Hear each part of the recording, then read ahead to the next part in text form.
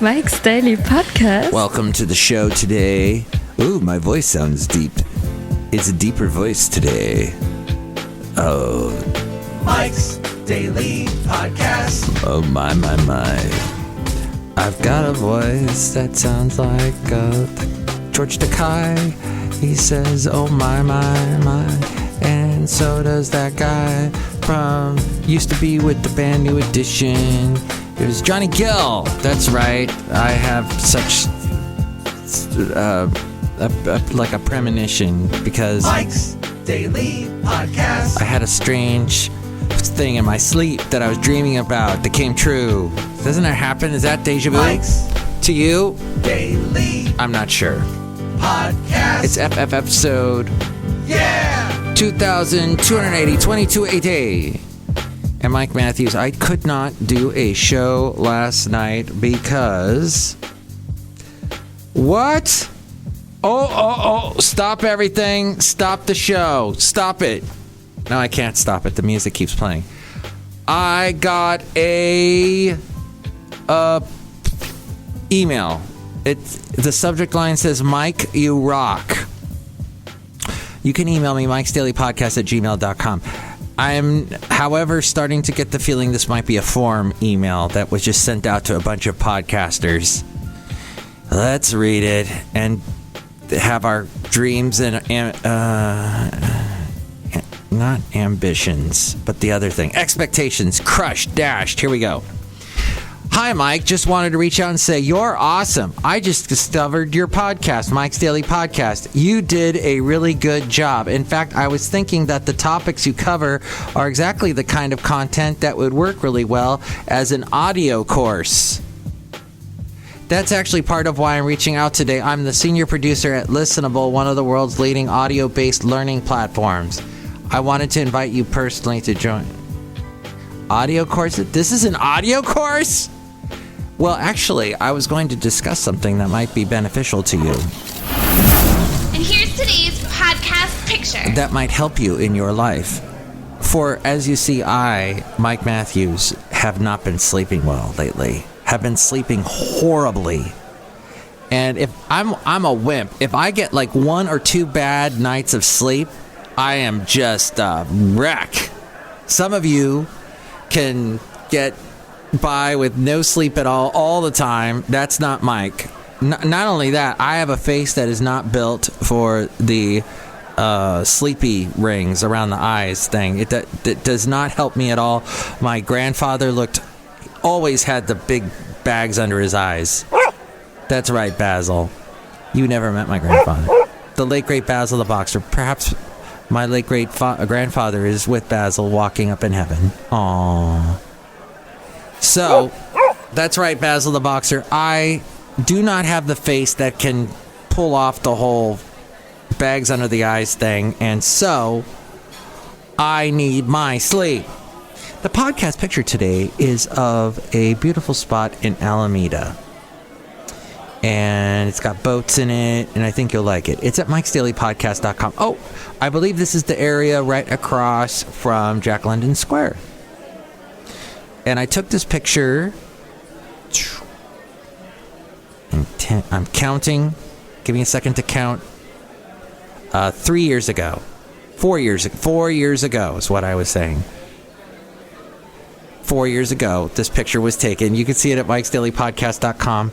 Almost 4 years ago to the day. And it was a beautiful walk I took with Basil the Boxer, the late great Basil the Boxer. Oh, we had such great walks, he and I, all over the Bay Area. Walk through the world with me. Walk through the world. Well, speaking of which, my lovely lady friend yesterday went for a walk. When she came back to my place, because she had left from my place, when she came back to my place, she realized that she had forgotten her key. And she was locked out. And that led to her, I told her, hey, there are some people that I know. Perhaps they have, I know I gave them a key way back when because they actually watched Basil the Boxer years and years ago when I was in Florida. So perhaps they are there now and they have the key and they can let you into my house. Turns out they did not. However, they took her in. these nice people, and she's a therapist, so she was able to do a session on their computer. They had a camera set up on the computers because they do Zoom calls with their kids, so they did, because their kids live elsewhere. And so she was able to, they were so nice, so kind, so helpful. I went to pick her up later, and they offered me a glass of wine. What nice, neighborly, wonderful, super awesome people. And this is all the reason why you should give keys to everybody. That's cool. That's nice. So I'm going to give them a spare key in case this happens in the future. But they were very kind. All right, so getting sleep. We need to sleep more. We need to try and sleep. Getting in sync with your body's natural sleep-wake cycle, or circadian rhythm, is the key. The circadian rhythm. There was a band I loved called Ocean Blue, and they had a song, I think it was called Circadium or something. They were awesome. They were like in the 90s, but they sounded like a band from the 80s, which everybody now sounds like the 80s just about. But so they are one of the most important strategies for sleeping better. Circadian rhythms are. If you keep a regular sleep-wake schedule, you'll feel much more refreshed and energized than if you sleep the same number of hours at different times, even if you alter your sleep schedule by an hour or two. So you should try to go to sleep and get up at the same time every day. This helps your internal clock and optimizes the quality of sleep. Choose a bedtime when you normally feel tired so that you don't toss and turn. I feel tired, I go to sleep. If you're getting enough sleep, you should wake up naturally without an alarm. That actually happened even though I was getting up at 4:30 in the morning because I had to be at my job by like 5:30, and I got used to waking up. Actually, it was like 4. Yeah, I got used to waking up at 4. I absolutely said, I will not get up any earlier than 4.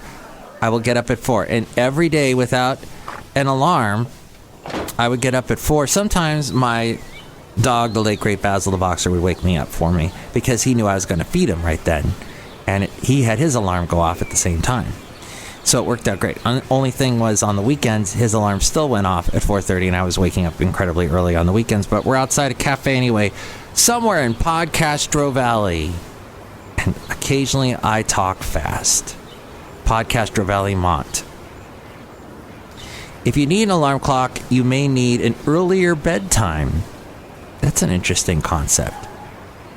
Avoid sleeping in, even on the weekends. The more your weekday sleep schedules differ, the worse the jet lag symptoms you'll experience. That's a good point. If you need to make up for a late night, opt for a daytime nap rather than sleeping in. This allows you to pay off your sleep debt without disturbing your natural sleep-wake rhythm. So that is what is sacrosanct, is getting up, going to sleep, and getting up at the same time. Being as regular with that as possible. Be smart about napping. While napping is a good way to make up for lost sleep, if you have trouble falling asleep or staying asleep at night, napping can make things worse. Limit naps to 15 to 20 minutes in the early afternoon. Don't go for like 2 hours or 3 hours, as I know some people do.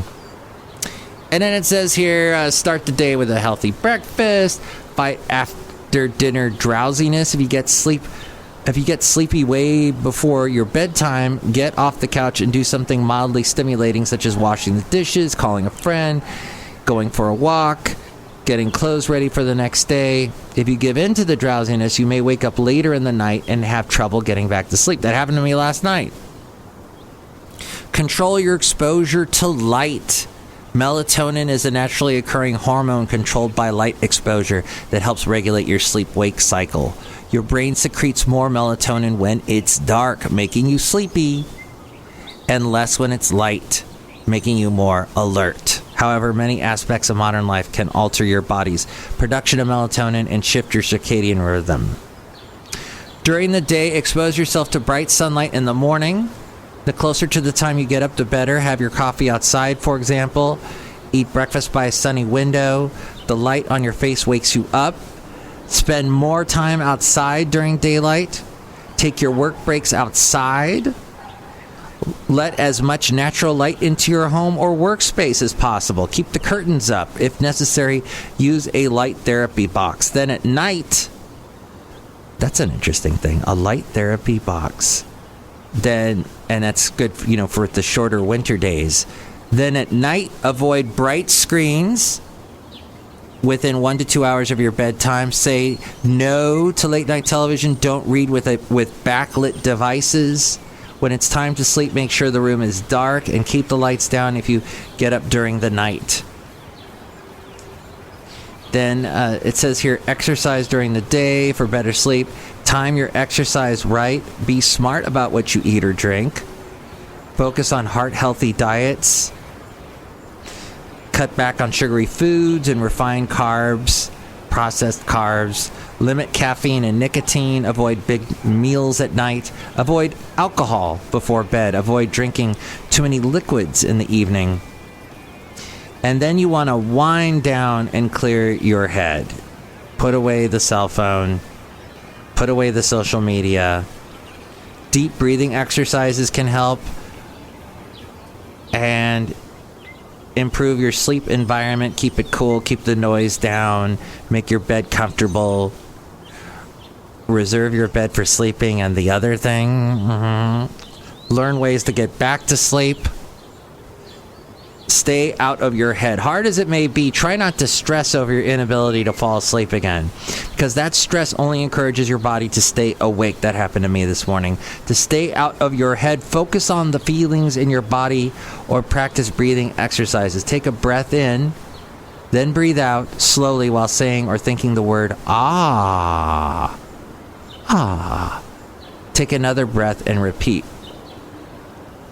Make relaxation your goal, not sleep. If you find it hard to fall back asleep, try a relaxation technique, such as visualization, progressive muscle relaxation, or meditation, which can be done without even getting out of bed.